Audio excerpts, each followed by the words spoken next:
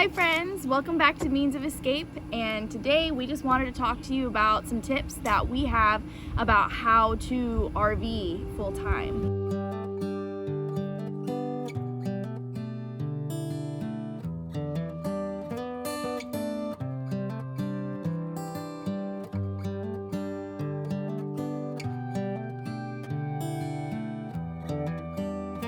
It's been has it been 2 years? It's been almost 2 years, yeah. Yeah, since we've RV'd full time. We got out of the apartment game and we've never looked back. Like, we've never been like, oh, I wish I was back in that apartment. Never.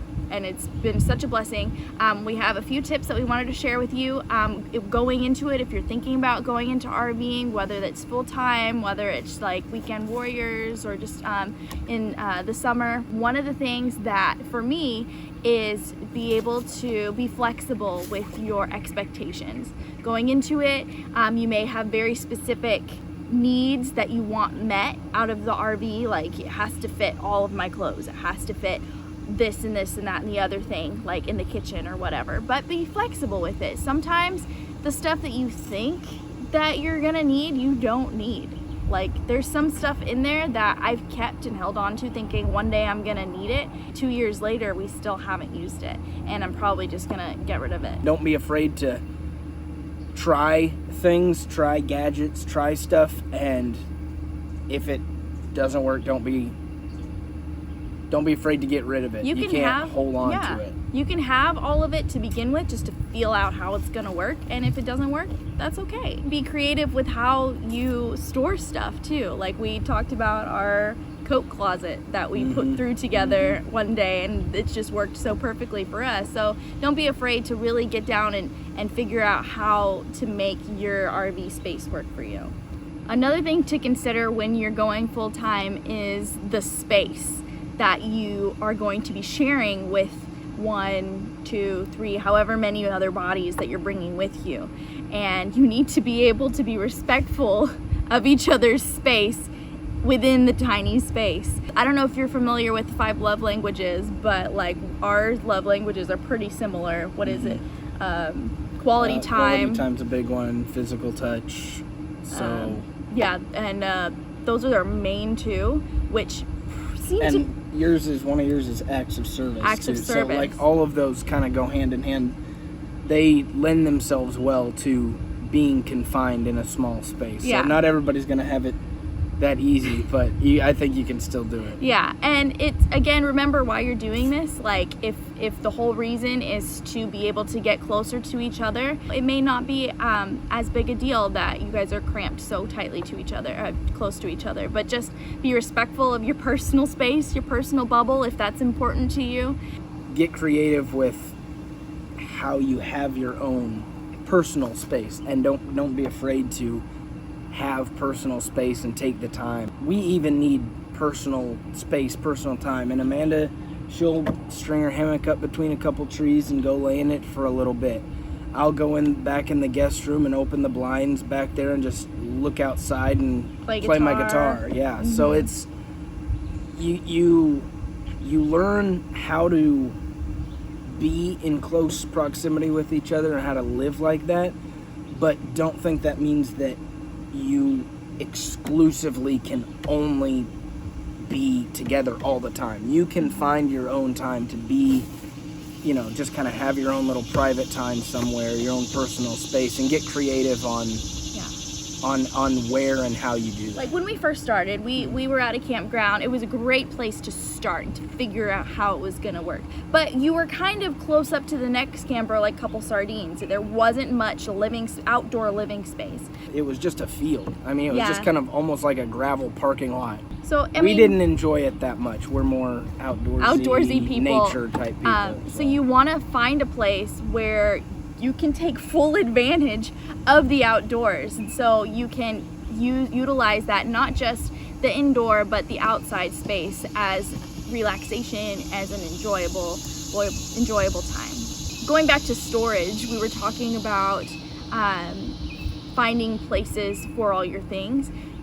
It's really important that you find homes for everything. Like, don't just say, oh, that'll just be over there for now, or that'll just hang out in a drawer or on the counter. No, that's gonna drive you crazy. Clutter, just even a little bit of clutter, is gonna look so much worse in the tiny space. If you establish a home for every single item, it just makes cleanup even that much faster.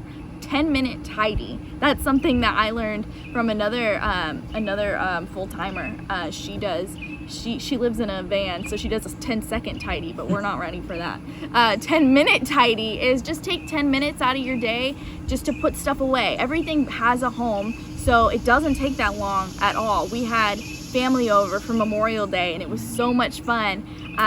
And when they left, the house looked like it was a mess, but it really took maybe 20 minutes to just be pristine again, because everything had a home. And it's just so nice to just have that ability just to put it away. Takes 10 minutes out of your day and you're done. Which is another kind of good thing about this kind of life, the tiny living or RV living, full-timing, whatever you want to call it. You naturally have kind of had to filter out some of that clutter. So when you're going to put stuff away, you have less stuff to put away. So it makes it easier, guys. And you really don't miss it. You won't miss it. And we have a whole storage unit that's still full of stuff, and we kind of lived in the RV for a while, fairly close to the storage unit, so we could kind of go back and forth with, oh, hey, we want this, we put that in storage. We don't need this, we can put that in storage. Once we kind of got that sorted out, it's rare that we have to go back to storage for something. We live hours now from our storage unit. So that's another good tip. If you are trying to move in full time, go in, you're still nervous about getting rid of your stuff, have a storage unit as a buffer. Just put in stuff that is a maybe. You don't have to put in everything. You can get rid of some stuff, purge some stuff out. But if there's some stuff that you aren't, like some family heirlooms, antiques. That's most of what our storage really is just kind of family stuff, antiques and stuff, passed down things. Right. And just have that as a safety net till you figure this whole thing out. And that's another good thing. That's another safety net for just getting started if you're nervous about it. So another thing that we realized when we were coming into the RV was that you can customize it however you want to fit your style and your needs. I know that probably doesn't come as new information for a lot of you, but from us living in apartments where you fear losing your deposit if you do anything to the space, it gave us so much more freedom. We can customize it to fit our own style and what we like our home to be like. And just if you go in an RV and it doesn't fit exactly how you envisioned it, that's okay. You can slap some new paint over stuff, you can reupholster stuff, and it just makes it your own. Have a tear down and setup checklist. I am not a list person, that would be her, but I've really come to appreciate the tear down setup checklist. So she made a list, edited it several times, laminated it, and we have copies, dry erase markers to check it off. And it sounds super nerdy, and it is super nerdy, but it's actually pretty convenient because we've gone without the list before, and we've driven off with our shocks still on. Yeah, I ran over. We've got those X chocks that go in between your wheels. One of them's a little bit bent because I kind of we forgot to take them off. So please, for your sanity and save you money, because you don't want to ruin stuff if you forget to put them away or you forget to use them, it can save you from a lot of damage and heartache. It's helpful. Always have your windows open, your blinds open, just to have that space open up even more. And it just makes it feel way more happy and homey. But please, we're saying this on behalf of everyone around you, make sure you close your blinds at night. No one wants to see all that. Yeah, once you have lights on inside the house and it's dark outside, even if you've got tinted windows, you can still see inside. You can still see. And we were fortunate enough, our blinds are like wooden, so it's a little bit more thickness where the light doesn't exactly come out. But if you have like the thin Venetian blinds or fabric blinds, even if accordion blinds, even if those are closed, we can still see if your lights are on. You can still see like shadows and stuff sometimes. Yeah, so if you value your privacy, which I hope that you would for the sake of other people, get curtains, get thicker blinds, and just always make sure that you have those closed at night. Collapsible items are your friend. I have so many things that break down and save so much space, and you can find them on Amazon, you can find them at Camping World. You can find them at anywhere. Like Big Lots and what's that one, Marshalls sometimes Kohl's. has like the stuff in like be on the lookout for anything that collapses down, from a stool to a pot to a laundry basket. Those are your friends. Because we live in such a small space, we take it very seriously not to have too many cleaning chemicals that we use. I do. I take it seriously. Like, I don't want a whole lot of Clorox or like bleach that I clean with, because it's a very strong smell and it's a very small amount of space, and with the dog, we don't want them inhaling that in such close proximity. So what we use, we have a lot of Enviro cloths. I'll put Norwex cloths, and I can put a link to my person who sells them. You just have to go watch the video on them. Somehow just look up Norwex. Yeah, somehow they actually kill like bacteria and viruses and stuff like a chemical would, but it's not. It's just a this wet is not rag. Sponsored. Yeah, no. We just really like them. Yeah. Regardless what method you use, I would avoid using a lot of harsh chemicals in your home anyway, but especially in this small space. And another thing with that is, especially when you're talking about like stuff in your tanks,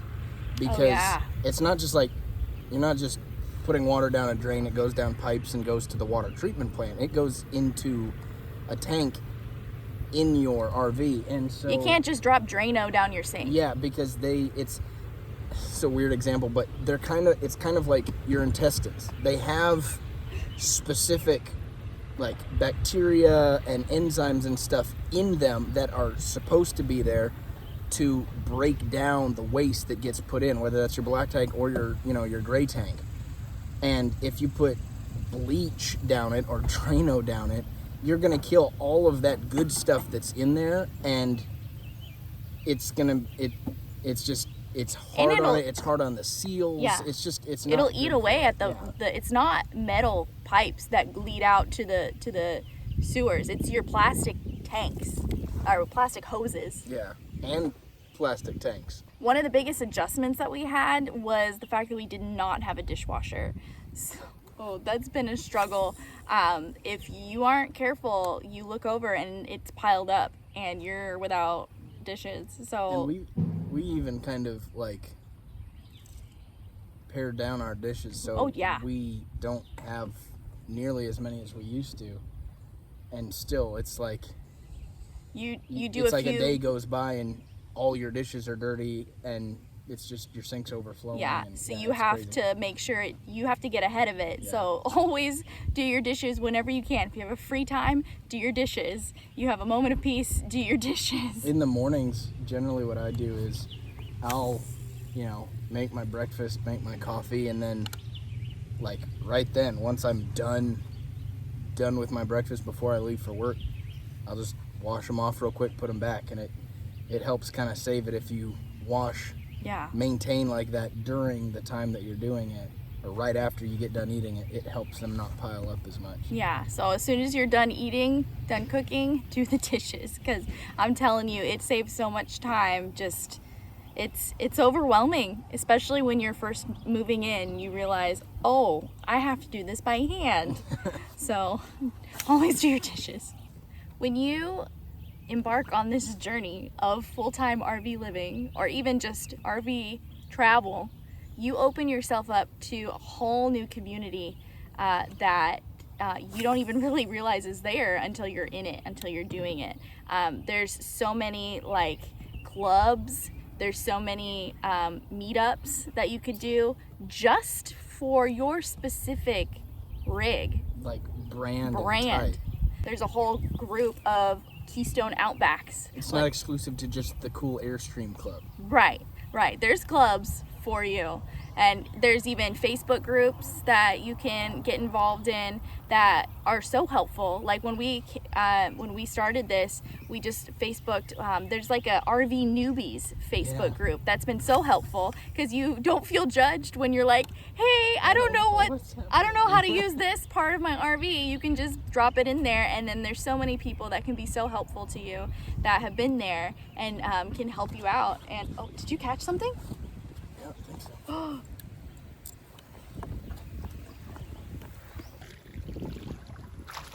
Did you really? Yep. Nice.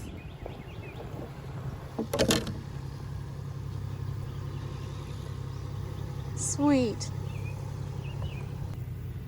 You gonna toss it? Can you see? Oh, he's gone. And that is a good segue into the last tip, which is remember why you're doing this. Life's going to be hard, and you're going to have things that go wrong with whether you're living in an RV, whether you're living in a house, anything. Life's going to get in the way.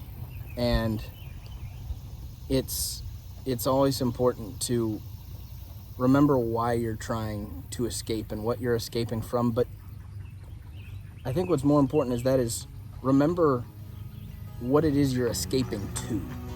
Yeah. Because, you know, this is why we're doing this. Because this is our front yard.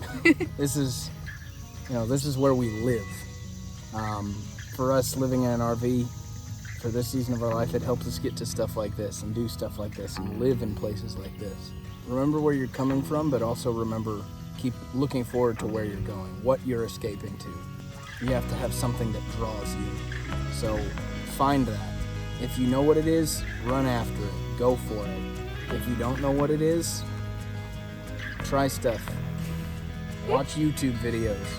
Find something that interests you, something that draws you, something that you feel like would be an escape for you, something that would, relieve stress and get you out of just the rut and the cycle that you're in.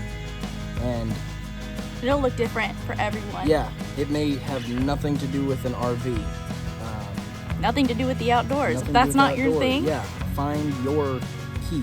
Find your freedom that is for you, and run after it. Go for it. There's no time like the present. And it doesn't have to be extravagant. Start small, start now, and dream big. And remember, you can always make time to go fishing.